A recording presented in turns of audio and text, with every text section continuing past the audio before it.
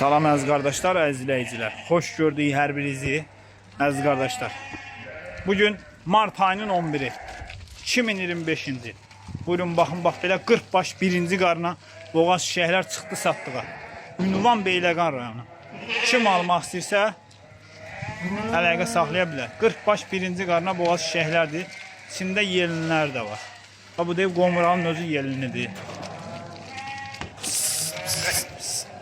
Baba. O belə içində yelinlər də var. Bax. Görürsünüz qardaşlar. Hamısı da birə-bir boğaz heyvanlar. Kim almaq istəyirsə əlaqə saxlasın. Ünvan Beyləqan rayonu. Hamısı da birinci qarına boğaz heyvanlar. Görürsünüz. Belə yelinləri var içində. Çox deyil, yunun içində də görünür. Birə-bir boğaz heyvanlardır əziz qardaşlar. Ünvan da Beyləqan rayonu. Ay maşallah. Durna kimi heyvanlardır. Təmiz Beyləqan sortudur bunlar.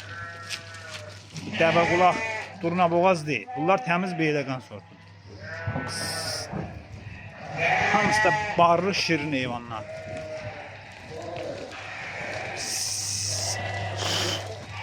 Deyib o Qomuralın özü də yetir. Buyurun bax. Almaq istəyən qardaşlar əlaqə saxlasın. Deyib bu da yelinli. Bax. Bax, yelinə baxın, görsünüz.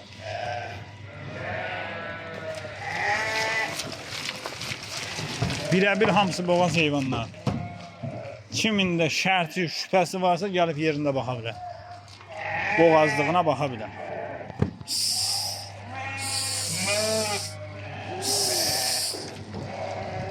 Buyurun bax. Almaq istəyənlər əlaqə saxlasın.